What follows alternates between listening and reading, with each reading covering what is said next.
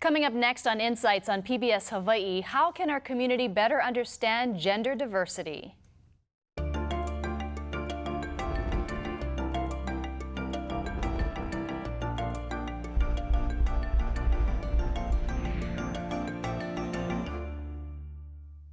Aloha and welcome to Insights on PBS Hawaii. I'm Mahealani Richardson. A Place in the Middle is about a young girl who steps in to lead an all-boys hula troupe at her school.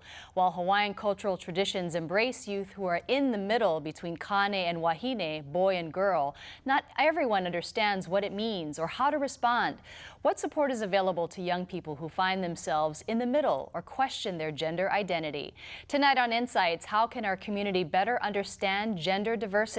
We want to hear from you during tonight's show. Call 973-1000 if you live on Oahu or 1-800-238-4847 if you're calling from a neighbor island. You can also watch Insights streamed live at pbshawaii.org. Just click on the title of tonight's show or find us on Twitter at PBS Hawaii. Now on to our panel.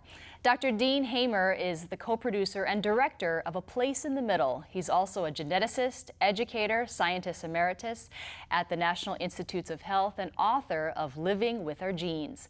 Hinaleimoana Wong-Kalu is a Kumu cultural practitioner and community leader. She's also currently a caregiver for her family.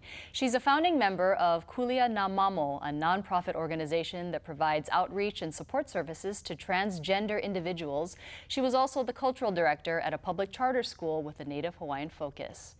Rebecca Copeland is an attorney and mother of a transgendered teen who transitioned to a boy. She was also a board member for the Hawaii LGBT Legacy Foundation and fought for the successful passage of the transgender birth certificate bill during the 2015 legislative session. And James Bott is a social worker for the Department of Education's Honolulu School District. He belongs to a Department of Human Services committee tasked with expanding the state's policies and procedures to support and protect LGBT and questioning youth. He also supports the Gay, Lesbian, Straight Education Network in their training for administrators and staff in Honolulu schools. As a single parent, Mr. Bott raises 3 adopted children and 3 foster children. His youngest is transgendered. Thank you so much to all of you for joining us tonight. A very important topic. Mahalo. Mahalo. Dean, why don't we start off with you? We just saw your film, an incredible film about this girl and her sometimes struggle to fit in, right? Yes, so first of all, I just wanted to thank you so much for broadcasting A Place in the Middle and for following it with this conversation, because I think that if we're going to better understand gender diversity, the first requirement is just to talk about it and to have an open and frank conversation. And so thank you to PBS for opening up this conversation to the whole community. The way that we met Ho'onani was completely by accident, really. We were making a film about her teacher, Kumu Hina, with Pacific Islanders in communication. We were following Hina as she taught at her school. And one day as she was teaching this very masculine hula to a bunch of high school boys, this little girl walked in, only 11 years old, and said, "Hey, I'd like to try that." And everyone kind of said, "No, it's only for boys." But as we followed them for a year, we saw the way that Hina was able to make this place in the middle where she was really empowered. And she wasn't just accepted, she actually was embraced and became the leader of the group. And we thought it was just such a wonderful demonstration of the power of acceptance and inclusion that we wanted to make a film about it, so that people in classrooms and in communities where Hina can't go in person could see it on TV or see it online on our website. And for this girl, she is still referred to as a girl by her friends, her family, and that's what she feels she is, correct? And you don't address her gender at all. Yes, she's a she. She's a girl, but she has a lot of ku spirit inside. She has a lot of male energy, and that's exactly where she is. She could be different in the future, but that's where she is right now, and so she's a she. The only time in the film that she's referred to as a he is as sort of an honorific by some of the high school boys, as a sign of the respect that she's gained with them. Kumu Hina, in your teachings with this girl, an incredible story there. And when you were worried at one point that by allowing her to be in this all-boys troupe, you might face some backlash. So was there any backlash from the parents who were watching this? Fortunately, there was no backlash, at least to me or to our program that we provided for the kids. But my apprehension was that parents would see me honoring a child for where they expressed they wanted to be. And in this case, Ho'onani would come to me and say, can I stand with the boys? And so I told her, okay, that's fine. Once you let me know that this is where you want to stand, you don't have to come and ask me anymore. I'll simply call the boys. If this is your crowd, go with them. And likewise, for the students who were on the other side, there were a few boys who wanted to go stand with the girls. And eventually, I cultivated it to the place in the middle, and I would say middle line. So, Kane, stand up please, thank you, sit down. Wahine, stand up, and middle line. Sometimes I would isolate them by themselves, but when it was one or the other, they knew where they could go. And I just allowed them to be, because really it's not my job to tell them where to stand. It's my job to help empower them to be the best that they can be. You know, for this girl, she was very supported by her family, and it seemed like she received a lot of support from her classmates. Was that the same experience that you had when growing up? No, people would tease me, and they sometimes put me down for not being a masculine kind of boy and not liking the same kind of things, or speaking or walking or acting in a certain way. So it wasn't the same situation for me in school. And you know, now, in the here and now, I have wonderful classmates, love them. But I do remember that there were times in growing up that it was not okay to be somewhere in that middle place. And when did you start questioning your own identity? I knew from a young age that I wanted to be beautiful like my mother. I thought that my mother was just one of the most beautiful women, and I wanted to be just like her. But I suppressed that because I knew that it came with a lot. It came with a lot of criticism. It came with a lot of challenge. And so I would wait until Mom went to work, and then, you know, I would envision myself being Mom. So when I graduated from high school, that's when I was able to further explore what that would mean for me. Rebecca, you have a 16-year-old son who transitioned more recently. Can you talk about that? Yeah, he came out about 2.5 years ago and let us know what was going on in his life. And so I think he knew much earlier than that, probably at least 2 or 3 years before he let us know.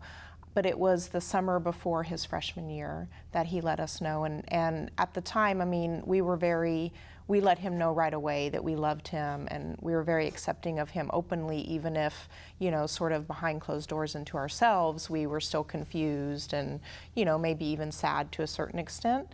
But we let him know that he was accepted, and so pretty much as soon as he came out, he socially transitioned, at least in the way that he presented himself to others, and then has gradually, you know, moved on from there. You know, you hear from some parents of transgendered children, and there is a sense of grief and mourning that their child is either almost dying or leaving or going away somewhere. Did you feel that way? Yeah, I think that's actually a pretty common emotion that a lot of parents feel. I know I felt that. So you sort of grieve the loss of this child that you thought that you had. So for me, it was a daughter. And I mean, I think that for me to say that I didn't go through that, I would definitely, you know, I wouldn't be truthful about it, but I did. I grieved the loss of my daughter, you know, to myself, but not to him. So I never let him know that that's how I was feeling, because it was always very important to us that, you know, we accepted him and let him know. And it's important because you know, the suicide rate for transgender youth is staggeringly high. It's just incredible. It's about 45 to 50% of transgender teens and young adults who at least try to commit suicide while they're young. And so I think that's the most important reason for parents to be accepting. But you can still, you know, find out information and go through your own transition that we have to go through as well as parents when this happens in our family. For my husband, I think it was different. I mean, he didn't have, you know, quite the strong reaction as I had to the loss of the other child, so to speak, but I think parents definitely go through that, but it's important for them to feel those feelings and to go through their own transition. But it must have been difficult for you because you had to keep this so private. Because of course you love your child, right? You do, and you have to keep it private for other reasons too. I mean, I have a younger daughter in our home, and so for a long time, my husband and I knew what was going on, but our daughter didn't know, and family didn't know, and friends didn't know, and so you have to sort of work with these puzzle pieces as you're going through that process of transitioning from, you know, one family to the other or from one child to the other. And so you really sort of put those together slowly and in whatever I think pace that you need to do for your child and for yourself. But it's definitely a process. James, you're dealing with this head-on in the school system right now, and you have a transgendered child. Yes. Talk about your child. My child came into my life at age 6, and I soon adopted him thereafter. I was aware of his desire to be a girl. I knew that he had troubles in the previous foster homes he lived in. There was not necessarily acceptance. There was some additional abuse by one of the foster fathers. I welcomed my child into my home with open arms. So I knew that what I was getting into, and I was very aware of it, and I welcomed it. My child is still in the middle, still transitioning. He goes to school as a boy, and he lives in our home as a girl. When we go out in the community, he's a girl. But not at school. Not at school. Why not? Because he was teased in first grade, because he would wear a mixture of boy clothes and girl clothes to school. His hair was still short at that time. And a 4th grader teased him. It wasn't his classmates. The 1st and 2nd graders were fine. It was an older kid, and it was at A+. The school itself has been very accommodating, very welcoming. I happen to work at the school that he goes to, so he's very protected, and the teachers there are all my friends. I'm very close with the principal, the counselor, et cetera, so I don't have to worry about how the school's going to treat him, but it's the kids, and it's usually in recess or an A+ after school where there's been some issues. So he's decided, I don't want to be a girl at school, I'm going to be a boy. So we're still in the middle of, is it a he, is it a she? He's Kai at home, he's a girl at home, he's Trevor and a boy at school. That's got to be confusing sometimes. It's confusing for my other children. It's confusing with the pronouns, which pronoun are we using today? And it's a very delicate issue sometimes, with he, she, and the names are back And when we're out in the community, right? I use the girls' bathroom. I said, of course, you use the girls' bathroom. So he, she is very clear on which gender she prefers to be. So, and you know, you mentioned bathroom, but obviously the locker room issue is head on. It's very heated on the mainland right now. There are lawsuits about it in terms of where do transgendered youth change in the locker room? Where do they use the bathroom? And it's come to a head on the mainland. What's the Department of Education doing about that now? The Department of Education is kind of in the midst of trying to figure out what should we do, how do we do it, where do they use the bathroom, which bathroom do they use, do they give them a separate bathroom to use, do they have them go at a different time? In my child's school, they were willing to let him go to the bathroom separate from the time that all the other kids do, because he wanted to use the girls' bathroom. But then he chose not to do that, and he just goes to the bathroom now with all the other boys. So it's is it really just a case-by-case basis? It's kind of a case-by-case basis, I think. It depends on the school, what the child's ready for, what the parents want. It's kind of, you have to work with everybody within the system. Because on the mainland, you know, we've heard of these cases where you have parents who say, I do not want my child changing with a member of the opposite sex, or others say, but we don't want our child to be excluded in the bathroom or the locker room, right? So both parents have an equal say and an equal right to request for their child. So, and also about the bathrooms, the transgender child wants to use the bathroom that their body and mind is telling them who they are, and it has nothing to do with their genitalia or their sexual parts, or it's not about sexuality. It's about who they feel and who they believe they are, and that's the bathroom that they want to use. So my child feels he's a girl and he wants to be in the girls' bathroom. It has nothing to do with looking at the other girls. He just wants to use the bathroom, and that's what it's about. But it is a very controversial subject, and there have been lawsuits on the mainland, and they have been won by parents of transgender children. There was just a recent one in California. You know, where do you stand on this? I mean, you see all of this erupting on the mainland. We haven't really heard of any cases here locally, though. My perspective may be a little bit different, and especially for those who may be tuning in.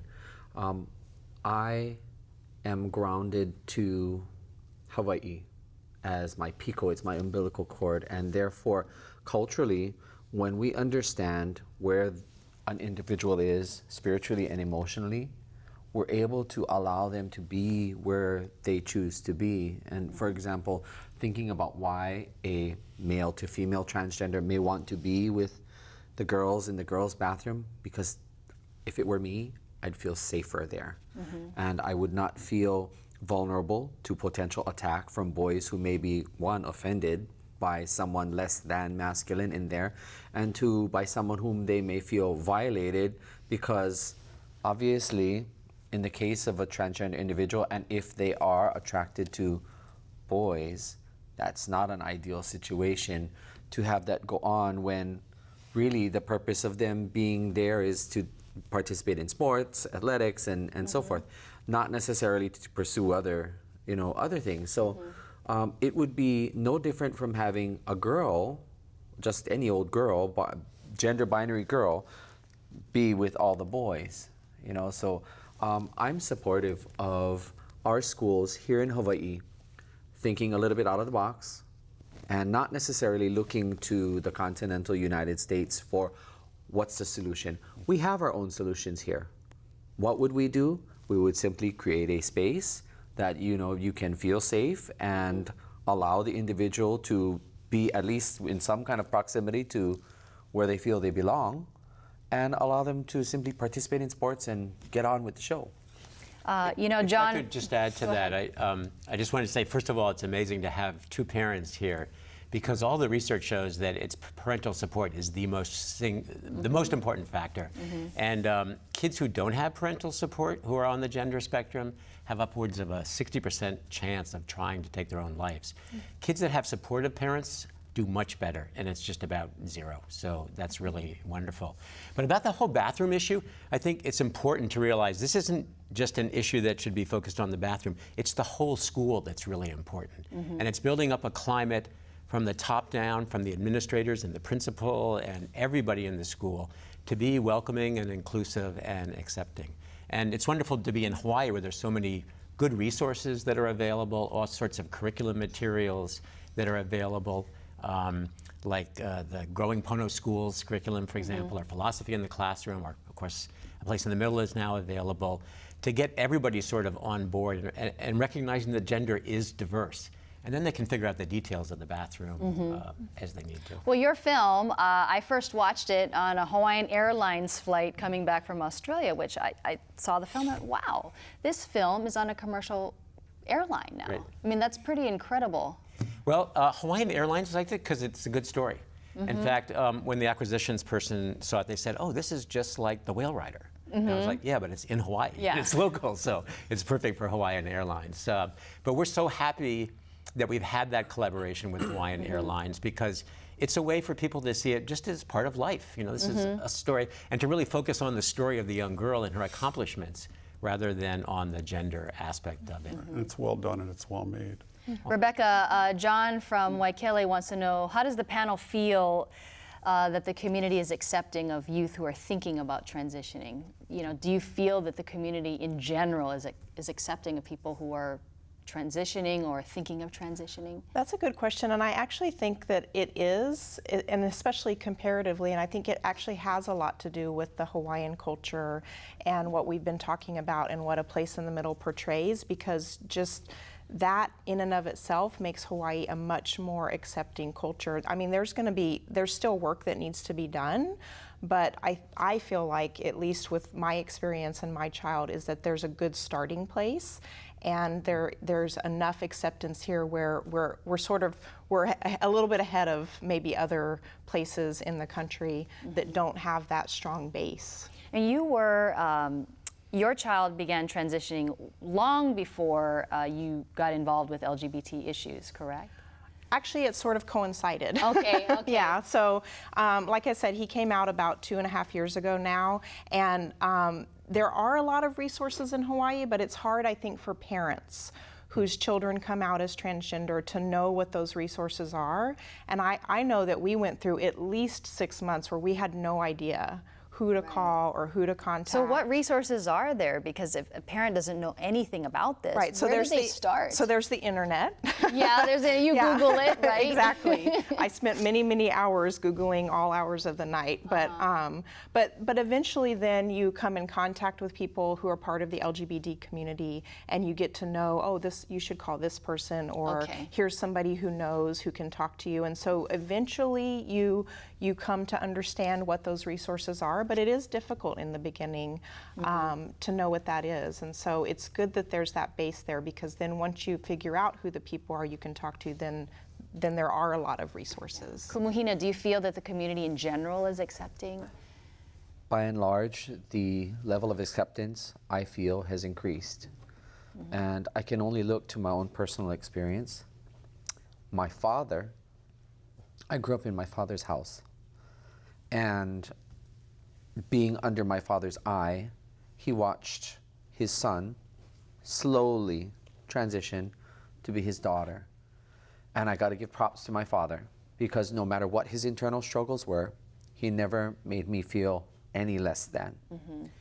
And it was he who not so much articulated, but just by his example. And he said to me, I don't care what you're going to end up doing in your life. Not that he didn't care, but he'll be okay with what I choose for my path.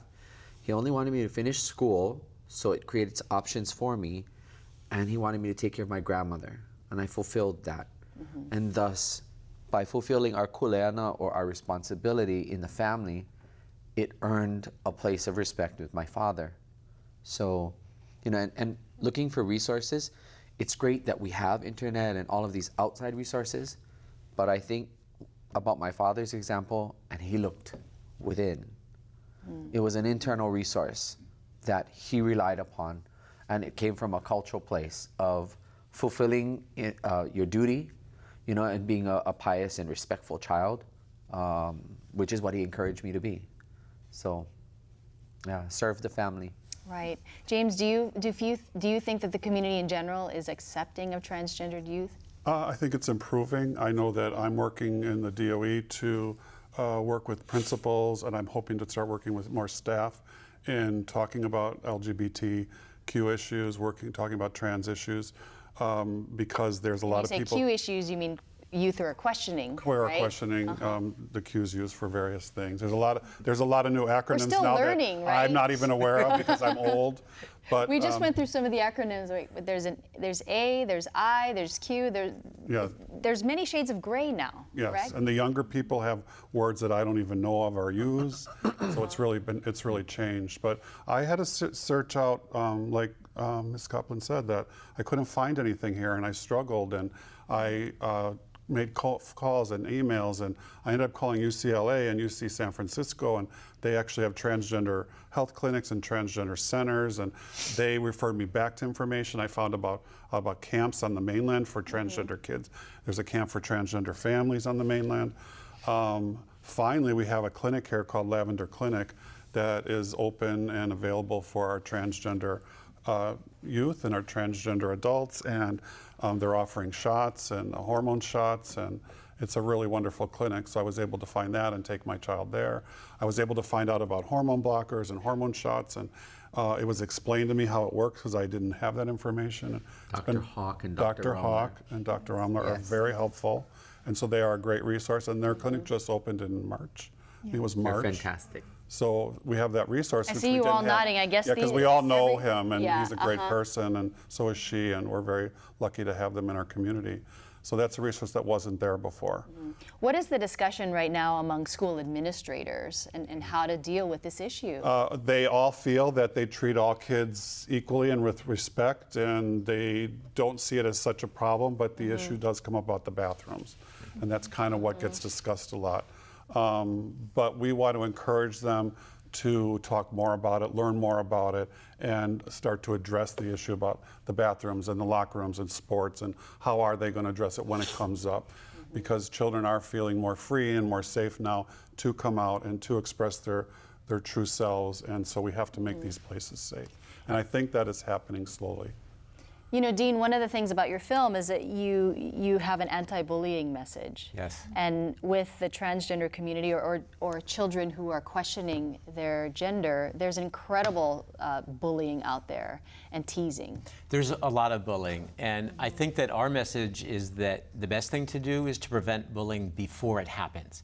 Not to tell kids stop being a bully, but to create an atmosphere where bullying doesn't happen in the first place. And there are really two ways to do that. The first is that it's important that people enumerate what the causes of bullying are, because when you just say be nice to everybody, it goes in one ear and out the other. It's important to talk about gender in particular. And then the other thing is to have positive messages. And instead of saying it's bad when a kid is bullied, to say this is what happens when a kid who might be a little bit different than you is accepted. This is what happens when their parents are supportive. And eventually it gets to their peers and to everybody, and that creates an overall atmosphere that's positive and that really has an important effect. And the other thing to realize is that it's not just protecting the kid in the middle. That's very important, but it's also something good for everybody in the school.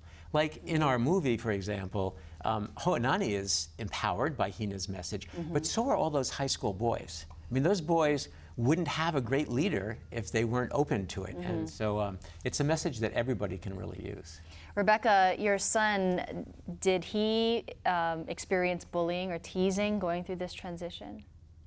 He hasn't, and I think he's been fortunate with that because I've heard stories, you know, from other parents and other kids, and it's not always like that. I mean, I think there is bullying, especially with kids who are transgender in the public schools and in the private schools that goes on. So he hasn't been bullied, and we feel very fortunate for that. I think his school's very open and protective, and you know, the school environment is very welcoming. So. Keahi from Honolulu wants to know, what can other states learn from Hawaii? Kumu Hina? I know that you have a very Polynesian perspective, and Yes. Polynesians in general have been very accepting, right? Yes, and I believe that what people can learn, whether they be in the continental United States or in other areas of the world, if they're looking to Hawaii and the Pacific realm, for an example, we as a people have a social construct that is based on the cultural philosophy of our islands and being Pacific Islanders. So, for example, aloha, mahalo, kokuaku, kokua mai, and all of these things, when you articulate this to the children coming up and as they grow older, they're expected to adhere to these values of having a mutual respect for one another, of being appreciative for what they have, and of helping one another.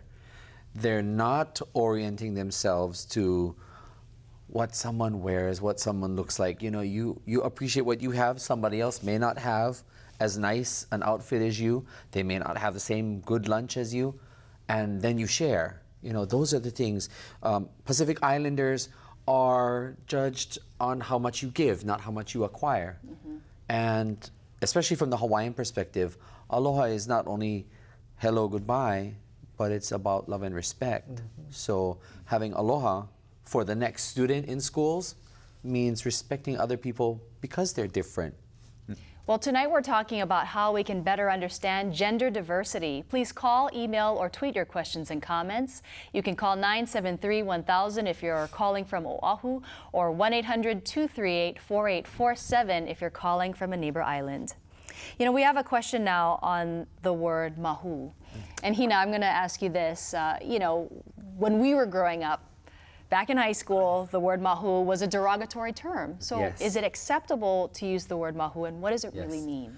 It is acceptable to use the word mahu because it is an appropriate term for this individual that has elements. For example, if a kane has some kind of element to himself about wahine, or vice versa, that's the word for that place in the middle, and the word is mahu. It's just like the word haole. All too often we hear people utilize these two words in the pejorative, in the negative way. And that, for me, is culturally offensive, because when you look at historical writings and the articulations of our people through history, they did not come with these negative placed words, because a haole wasn't a Caucasian. A haole was any foreigner, non-Kanaka. Right. A mahu was the understanding that there are kane, there are wahine, and then there are those that straddle this place. It's a spectrum. It's those multiple shades of gray. And what's the word for it? Mahu. So it's Thank you appropriate. for answering that Yes. question. I just want to add that when we first started filming Hina, as naive people from the continental USA, she called herself Mahu. We thought, oh, that's great. And then it was only later, really, that we learned, oh, some people look at that in a very negative way. So one of our really big goals... So there's still, people still think about that. People still yeah. think about that, and especially people in the older generation are really, Yes. I get a lot of eyebrows and stink eye. But I think that's one of our goals, is to help recover that word, so that just as kids now go to school and learn about Polynesian voyaging and about food self-sufficiently, they'll understand that mahu is a respectable word, and that it's something that people should be proud of about Hawaiian culture, and not something to be ashamed of. Well, also, on a personal note, for me, the pronouns are her, she, and that's the way it goes. But I articulate from that word, mahu, and that place in the middle, because I know that in the larger picture, if we're going to reclaim the word, and if we're going to really transform this community from being something acclimated to another place, if we're going to have a Hawaiian Hawaii, people have to understand the rightful place of mahu, the rightful place of haole in our language and in our daily activity. How to use the words appropriately. Yes, how to use it appropriately. Rebecca, what do you think about that? No, I think that's true, and actually that concept and the correct use of that term is what Hawaii can bring to the rest of the country and the rest of the world. I mean, I'm lucky that my child identifies within a binary construct, but that really is a Western sort of social construct. That's not actually how biology is, or how people are in the broader scheme, and it is a spectrum. And so that's what a place in the middle adds to the conversation, is that understanding that yes, some people identify binary, even if they're transgender and identifying one or the other, but there's a broader spectrum, and there's people all along that spectrum. And how many people, Kim from Honolulu wants to know, how many people in Hawaii are we talking about? Has there been ever any statistics on that? It's an ever-increasing number, Yeah. I would say. And the reason why is that in the past, I think there was such social stigma about identifying in the middle that kids just wouldn't. And they would either hear bad things about mahu or people in the middle, or they would hear nothing. And children understand when you hear nothing that there's something wrong with that. But as people become a little bit more accepting, more and more kids are expressing exactly where they are. And that's really wonderful, because it frees up not only them, but everybody, even males and females, to be a little bit freer about their gender roles. Talk about, Rebecca, the legislation, the birth certificate bill, and has your son been able to change his birth certificate? So the bill that we advocated for and that passed successfully last legislative session was House Bill 631. It was commonly known as the Transgender Birth Certificate Bill. It allows people who are born in Hawaii to change their sex designation marker on their birth certificate without having a sex change operation. So that's an outdated medical term that isn't really even necessary for somebody who's transgender, since there's a wide variety of experience in that as well, and what you go through to transition. Personally, my son, it doesn't do him any good because he was born in Texas, and so this law didn't affect him, but it does affect a wide range of people in Hawaii who have been wanting to correct their sex designation marker and weren't able to before because they either couldn't afford a sex change operation, didn't want to have it because it wasn't part of their personal transition, or for a variety of other reasons couldn't get that. Because every trans person's experience is different, and everyone chooses to go through it differently. It's not one size fits all. What are the schools doing in terms of educating people about the transgender community? Yeah, well, we have to start with the administration first, like I said, so I've just recently done some trainings with Honolulu School District principals. I've done 2 trainings so far. We've also worked with the counselors, and next we hope to start working with the staff. And what does the teachers, training and staff. entail? LGBT issues, we talk about the spectrum of gender identity, we talk about sexual orientation, we talk about attraction, we talk about expression, how they're all different. They're all pieces, but they're all different. It's not one size fits all, and every child is different, every adult is different. And this is a learning process for so many people. What are some of the questions that you get? When I just did the training on Tuesday, because I just did a training on Tuesday, that was one of the main, when we talk about, we have a teddy bear or a gingerbread man, and we show the gender identity, we show the expression, we show the differences, and then we show the spectrum. And that is always very confusing because people think it's like, okay, well, if you're changing from a male to a female, then you must like males or vice versa, and it's just not that way. And there are differences. So that's kind of one of the things that kind of shocks people, that it doesn't mean one thing. So transgender is different for every person, so every person's experience is unique. You know, we're getting a lot of questions and just some comments. Janet Chang says, thank you for having this conversation. This is not a conversation we would have been having maybe even as little as 5 years ago, 5, 10, 15 years ago. I mean, it was radically different, Hina, from when you grew up, Yes. correct? And I'd like to add to this conversation that a child's worth should not be determined by any genitalia between their legs. And neither should we have to feel like we need to proclaim it on our forehead.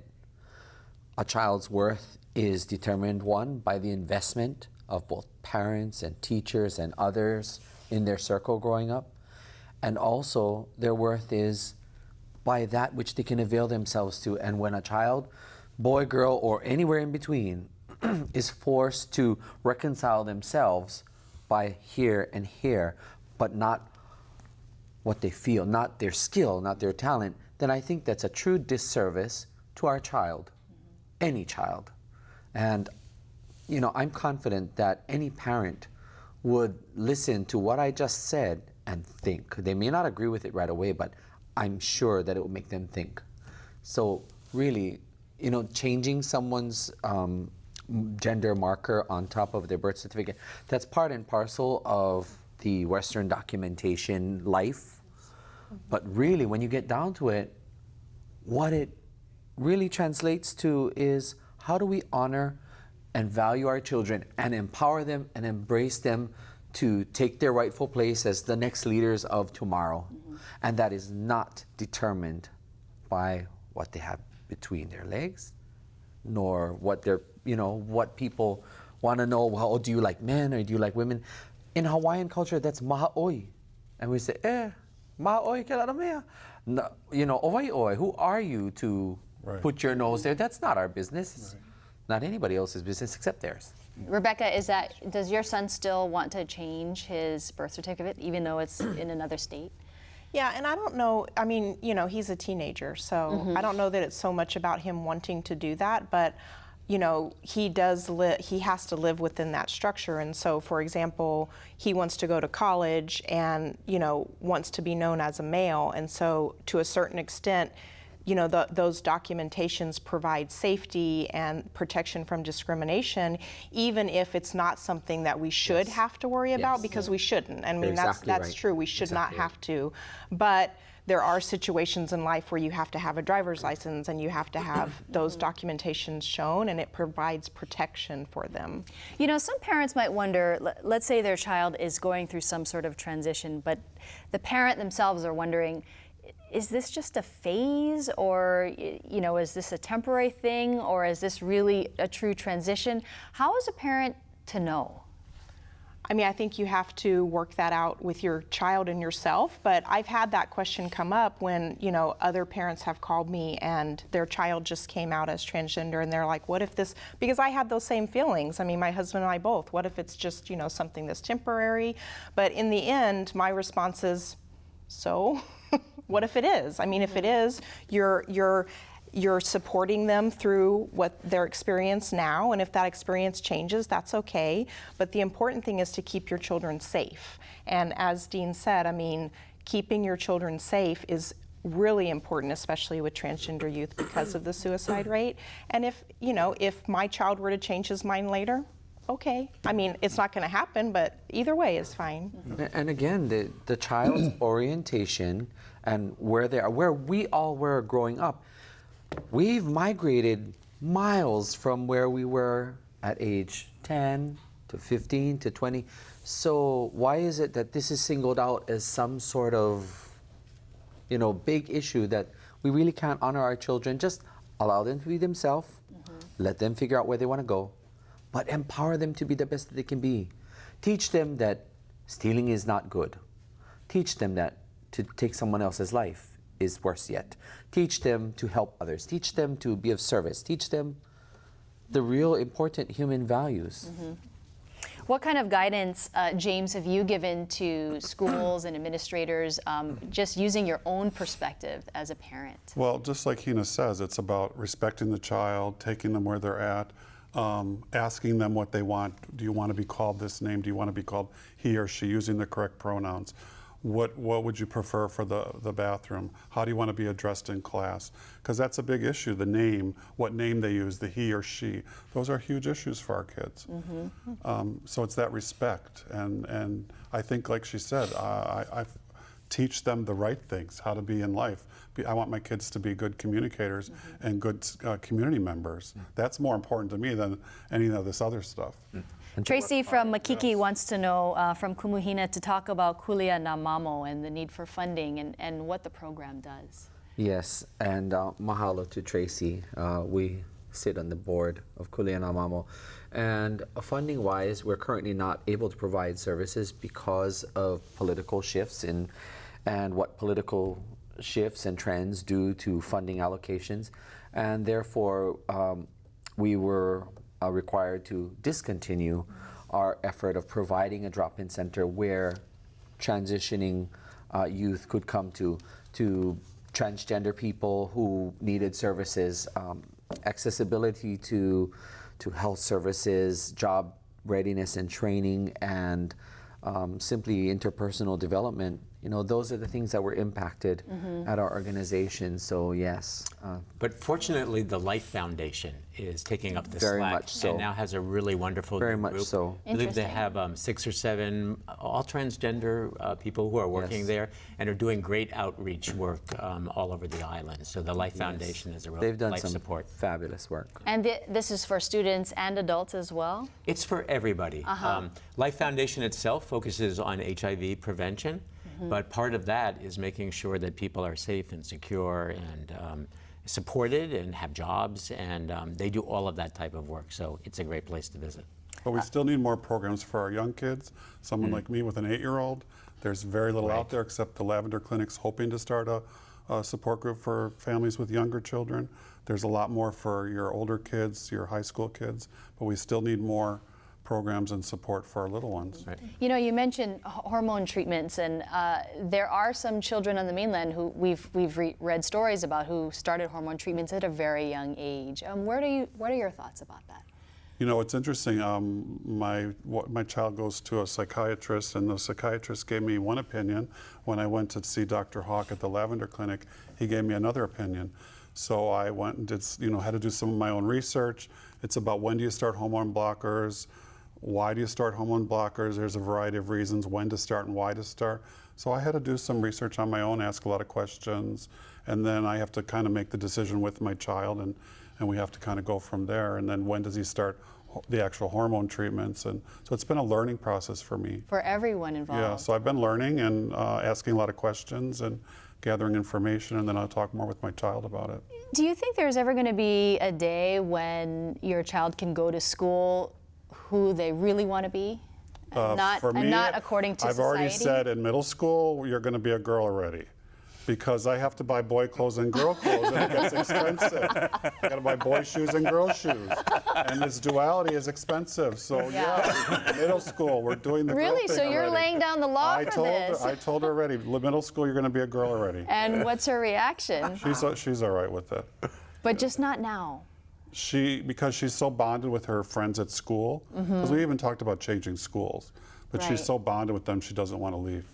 Right. Because And they're friends. what's the but her reaction? friends are all girls, and she has long hair now, and she looks like a girl, and Yeah. her behavior and mannerisms is very feminine. Yeah. So What's the reaction from those around her who are her peers, growing with her? very right? popular. She has no problem. One boy actually asked the teacher, "Is Trevor a girl trying to be a boy?" So they're kind of, wondering and questioning, because he does act very feminine, and his dress is kind of mixed. He'll wear girl shoes, pink socks. So people are still He even trying to showed figure 4 it out. girls at A+ his girl panties, and I'm like, if you don't want them to know, what are you showing them your panties for? So, yeah, they kind of know at school. Yeah.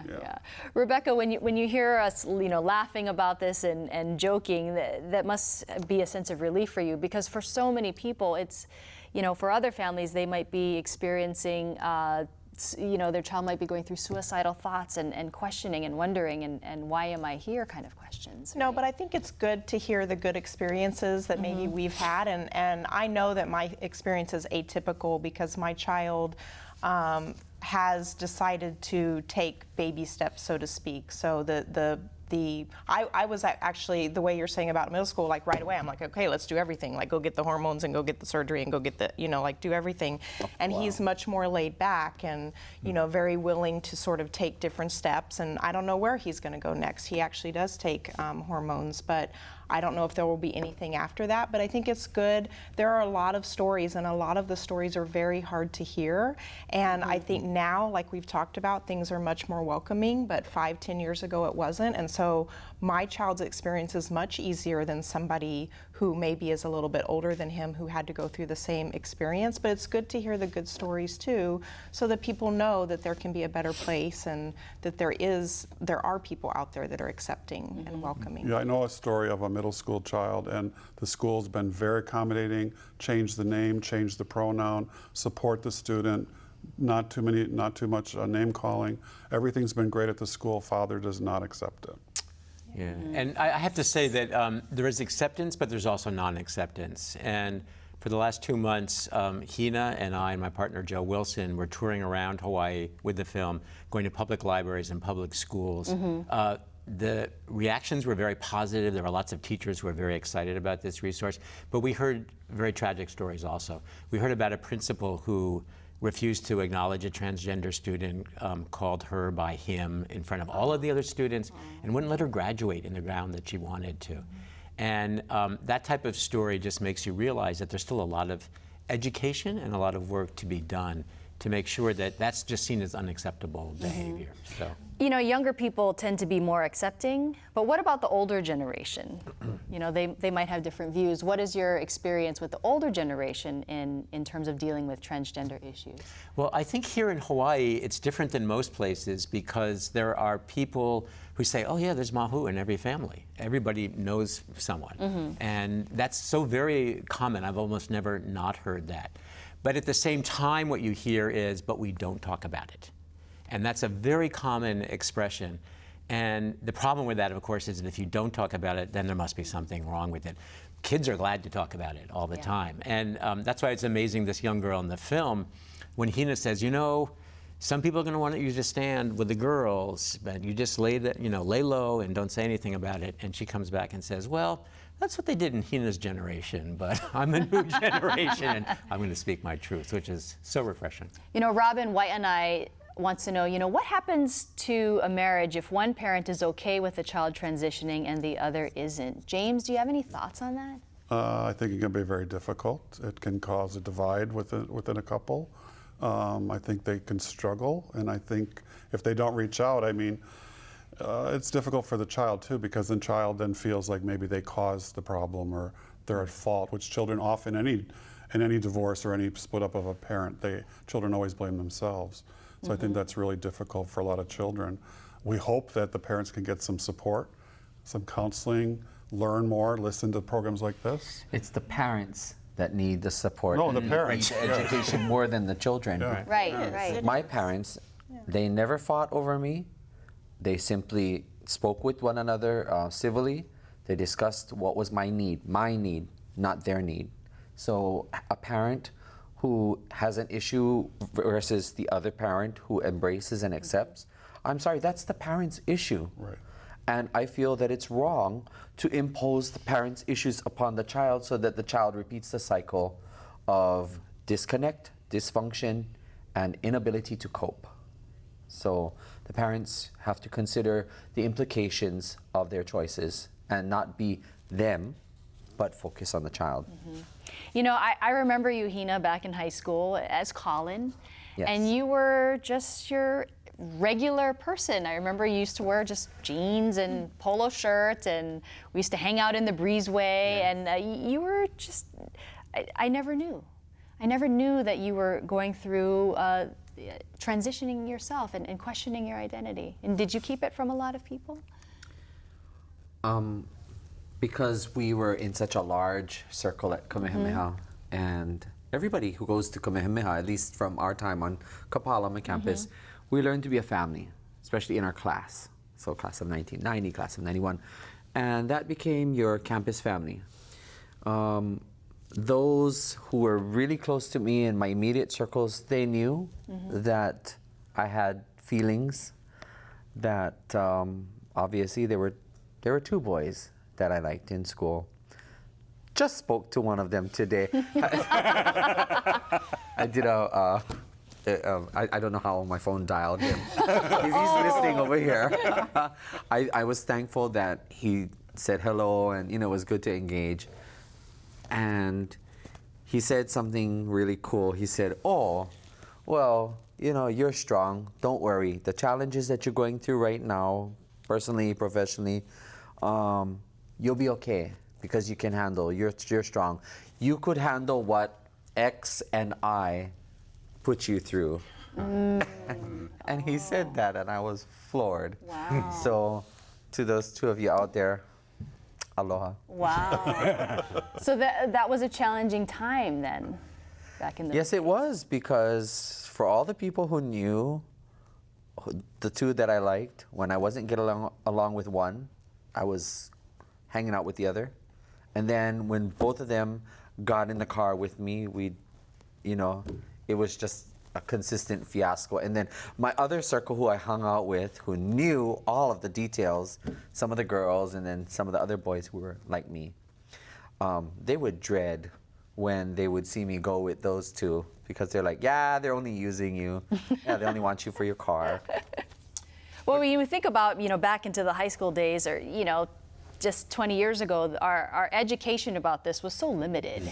And you didn't have the internet back then for resources, right? Right. And I have to say, Hina can't toot her own horn, but I think that some of the issues that she went through in high school are really what inspired her to be such an amazing teacher, and to create a space very explicitly in the middle where kids who are just like Hina was, are acknowledged and they're respected and they're named.